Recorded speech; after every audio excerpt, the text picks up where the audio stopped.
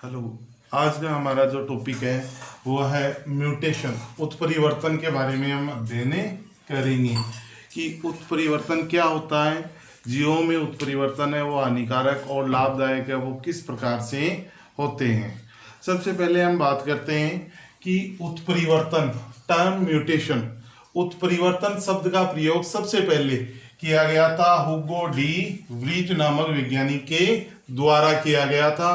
और हुगो D Vries नामक वैज्ञानिक ने सबसे पहले इसका अध्ययन है इवनिंग प्राइमरोज ओइनोथेरा लामार्कियाना नामक पादप पर अपने प्रयोग किए थे और 7 किस्में हैं वो इसकी प्राप्त हुई थी। तो सबसे पहले जो उत्परिवर्तन शब्द है वो 1901 में हुगो डी व्रीज नामक वैज्ञानिक के द्वारा प्रतिपादित किया गया। हुगो डी व्रीज ने वंशागत होने वाले लक्षण प्ररूपी परिवर्तन के लिए उत्परिवर्तन शब्द का उपयोग है वो किया था। यानी उत्परिवर्तन शब्द का प्रयोग हुगो डी व्रीज ने 1901 ईस्वी में किया था और अध्ययन किया था इवनिंग प्राइमरोज नामक पौधे पर इसका प्रयोग किया था। अब होता है म्यूटेशन से डीएनए अनुक्रम में परिवर्तन आ जाता है, यानी डीएनए के सीक्वेंस में चेंज आ जाता है, जिसे ही हम क्या कहते हैं, उत्परिवर्तन कहते हैं। उत्परिवर्तन के बारे में ट्रम्स तो है वो 1901 में आया था। इससे पहले 1791 ईस्वी में जो एक वैज्ञानिक था सेटराइट एक किसान या वैज्ञानिक था। उसने क्या देखा कि भेड़ों के झुंड में एक ऐसी भेड़ का जन्म हुआ जिसकी टांगे अन्य भेड़ों की तुलना में क्या थी, छोटी थी, और उस भेड़ को उसने नाम दिया था एनकन नामक भेड़ है वो नाम दिया था। सबसे पहले म्यूटेशन को सेटराइट किसान ने ही देखा था और टीएच मॉर्गन ने ड्रोसोफिला नामक जो जीव है उस पर साइंटिफिक जो उत्परिवर्तन के प्रयोग है वो किए थे। यानी उत्परिवर्तन के बारे में जो प्रयोग है वो टीएच मॉर्गन ने ड्रोसोफिला मेलेनोगास्टर या फलमक्खी पर क्या किए थे, अपने प्रयोग किए थे। यह डीएनए उत्परिवर्तन से संबंधित सामान्य जानकारी। म्यूटेशन या उत्परिवर्तन की जो इकाई है वो कहलाती है म्यूटोन। क्या कहलाती है, म्यूटोन। उत्परिवर्तन की इकाई को कहते हैं म्यूटोन, कहते हैं हम क्या कहते हैं, म्यूटोन।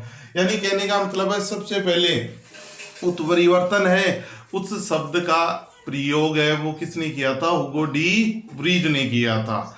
अब इसके बाद में हम बात करते हैं कि उत्परिवर्तन है, म्यूटेशन है, वो जीव की जीनी संरचना में किस प्रकार से होता है, गुणसूत्रों में किस प्रकार से होता है।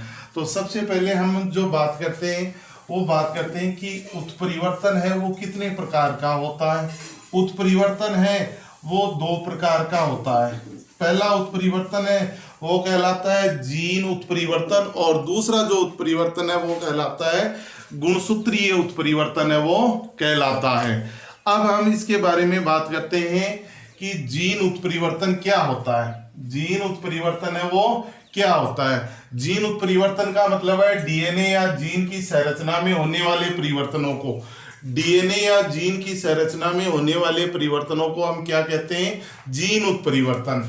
इस जीन उत्परिवर्तन का दूसरा नाम होता है पॉइंट म्यूटेशन, या हिंदी में इसको बोलते हैं बिंदु उत्परिवर्तन। क्या बोलते हैं, बिंदु उत्परिवर्तन भी इसे कहते हैं। क्यों बोलते हैं बिंदु उत्परिवर्तन, जो जीन की संरचना में या डीएनए की संरचना में जो बदलाव होता है वो एक विशेष लोकस, एक विशेष स्थान पर होता है जिसे हम लोकस कहते हैं, इसलिए इसका दूसरा नाम होता है बिंदु उत्परिवर्तन। क्या होता है, पॉइंट म्यूटेशन या बिंदु उत्परिवर्तन भी इसको कहा जाता है। तो उत्परिवर्तन है उसका मतलब होता है कि जीव की जीनी संरचना में वंशागत या अचानक होने वाले परिवर्तनों को क्या कहते हैं, उत्परिवर्तन। जीन उत्परिवर्तन की हमने बात की। जीन उत्परिवर्तन का मतलब है डीएनए या जीन की संरचना में होने वाले परिवर्तनों को हम क्या कहते हैं, जीन उत्परिवर्तन। जीन जो उत्परिवर्तन है उसके 6 प्रकार है। कितने प्रकार है, 6 प्रकार। इनका हम अध्ययन करेंगे। सबसे पहला आता है संक्रमण। संक्रमण का अध्ययन करने से पहले हम अध्ययन करेंगे डीएनए में पाए जाने वाले नाइट्रोजनी क्षारक। डीएनए में पाए जाने वाले नाइट्रोजनी क्षारक है वो 2 प्रकार के हैं। प्यूरिन है Ag, पिरिमिडीन होता है C और T, ए का नाम होता है एडिनिन, जी का नाम होता है ग्वानिन, सी का नाम होता है साइटोसिन और टी का नाम होता है थाइमिन। ये नाइट्रोजनी क्षारक है वो डीएनए में पाए जाते हैं। अब देखो सबसे पहला जीन उत्परिवर्तन का प्रकार होता है संक्रमण। क्या होता है? संक्रमण।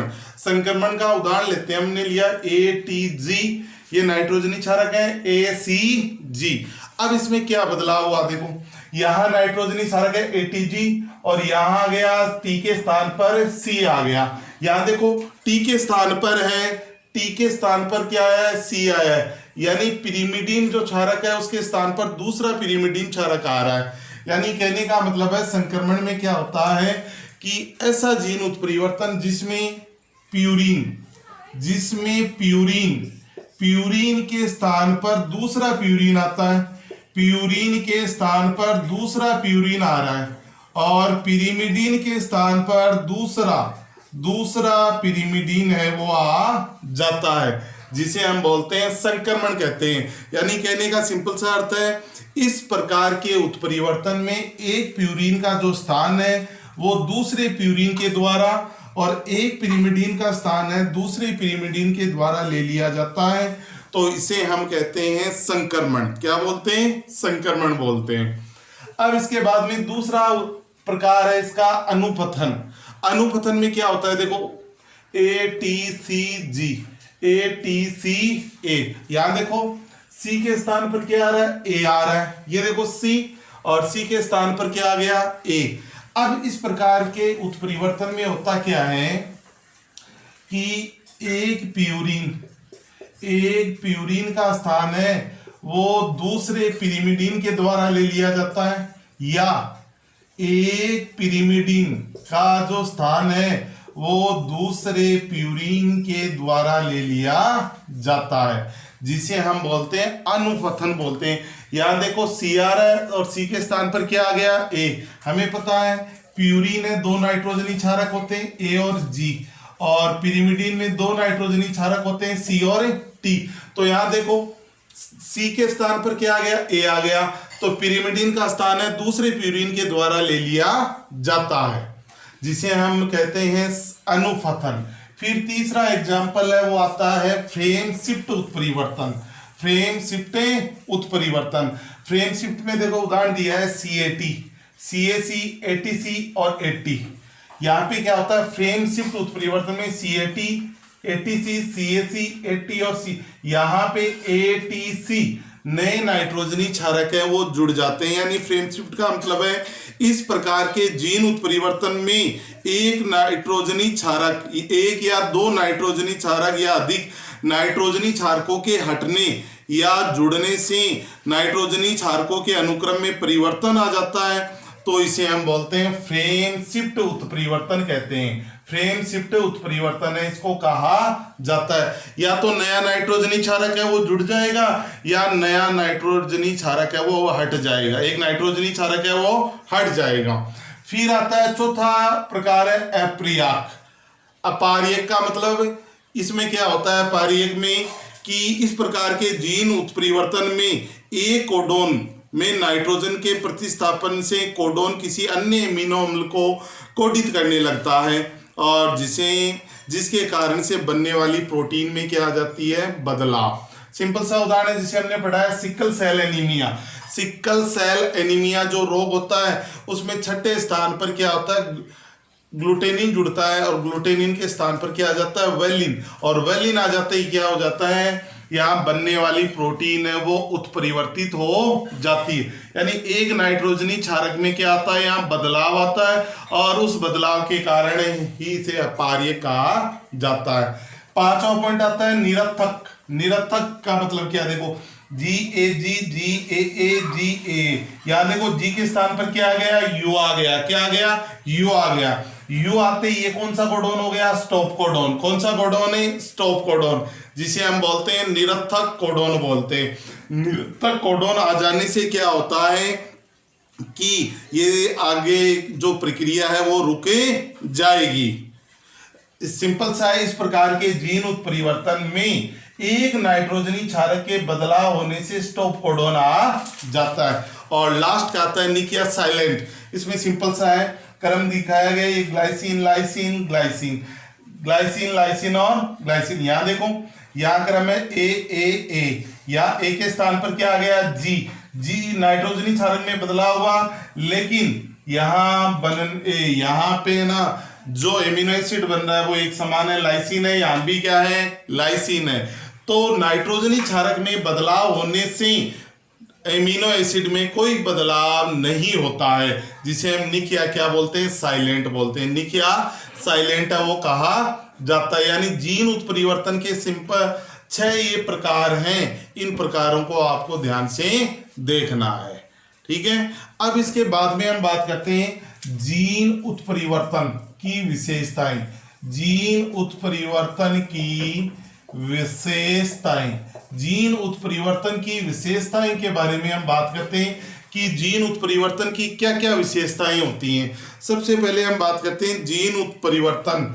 जीन जो उत्परिवर्तन होते हैं वो अनिश्चित होते हैं। जीन उत्परिवर्तन क्या होते हैं, अनिश्चित होते हैं, और इनके कारण से जीव की जो जीनी संरचना है वो बदले जाती है। और दूसरा होता है जीवों में जो जीन पाए जाते हैं, मूल जीन पाए जाते हैं, उन जीनों के अंदर क्या होता है, उत्परिवर्तन है वो पाया जाता है। और अधिकतर जो उत्परिवर्तन होते हैं, जीन परिवर्तन, वो जीवों के लिए क्या होते हैं, हानिकारक होते हैं। अधिकतर उत्परिवर्तन है वो जीवों के लिए क्या है, हानिकारक। और उत्परिवर्तन प्रभावी है, अप्रभावी हो सकते हैं। प्रभावी उत्परिवर्तन है वो प्रकट हो जाते हैं, और जबकि अप्रभावी उत्परिवर्तन है वो प्रभावी जीन की उपस्थिति में अपने प्रभाव को प्रकट नहीं कर पाते हैं। अब इसके बाद में हम सिंपल सी बात करते हैं 2 पॉइंटों के बारे में। जीन उत्परिवर्तन एक सामान्य सा पॉइंट था, उत्परिवर्तजन। उत्परिवर्तजन क्या होता है, देखो, उत्परिवर्तन जन का मतलब है वे पदार्थ या कारक जो उत्परिवर्तन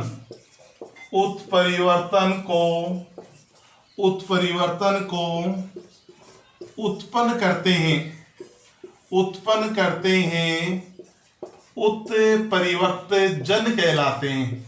वे पदार्थ या कारक जो उत्परिवर्तन को उत्पन्न करते हैं, उत्परिवर्तजन कहलाते हैं। और इन उत्परिवर्तनों के कारण से क्या होता है, जीव की जो जीनी संरचना है वो जीनी संरचना क्या होती है, बदले जाती है। यानी कहने का मतलब है जो उत्परिवर्तन है वो अलग अलग प्रकार के होते हैं। सबसे पहले उत्परिवर्तजन के बारे में जो मुल्लर नामक वैज्ञानिक है उसने प्रयोग किए थे। किसने, मुल्लर ने प्रयोग किए थे, और मुल्लर ने प्रयोगों के द्वारा इस उत्परिवर्तजन को क्या किया था, समझाया था। अब हम बात करते हैं जो उत्परिवर्तजन होते हैं वो यूवी रेज हो सकती है, अल्फा बीटा गामा किरणें, न्यूट्रॉन है और प्रोटॉन हो सकते हैं। इसके बाद में आता है रासायनिक उत्परिवर्तजन है, जैसे मस्टर्ड गैस है, एक्टिनोमाइसिन है, डीडीटी है, HNO2 है, कीटनाशक है, कोल्चिसिन है आदि हैं। वो क्या हो सकते हैं, उत्परिवर्तजन है वो हो सकते हैं। अब इसके बाद में हम बात करते हैं कि उत्परिवर्तन है वो लंबे समय तक बनते हैं। यानी उत्परिवर्तन का जो प्रभाव है वो लंबे समय तक होता है हमारे शरीर के ऊपर। क्या होता है, हमारे शरीर के ऊपर इसका प्रभाव है वो लंबे समय तक होगा उत्परिवर्तजन का। उत्परिवर्तन है वो जीव की वंशागत का मतलब है एक पीढ़ी से दूसरी पीढ़ी में लगातार परिवर्तन होते हैं। क्या होते हैं, लगातार परिवर्तन होते हैं, जो जीव के लिए हानिकारक भी हो सकते हैं और जीव के लिए लाभदायक भी हो सकते हैं। यानी दोनों प्रकार के उत्परिवर्तन है वो हो सकते हैं। अधिकतर जो उत्परिवर्तन होते हैं वो जीवों के लिए क्या होते हैं, हानिकारक होते हैं। कैसे होते हैं, जीवों के लिए अधिकतर उत्परिवर्तन है वो हानिकारक होते हैं। तो ये जो हमारा टॉपिक था म्यूटेशन और जीन म्यूटेशन के बारे में और इसके प्रकारों के बारे में हमने संक्षेप में क्या किया है, अध्ययन किया है। तो YouTube चैनल को लाइक कीजिए, शेयर कीजिए, कमेंट कीजिए और अधिक से अधिक है वो सब्सक्राइब कीजिए। Okay, bye.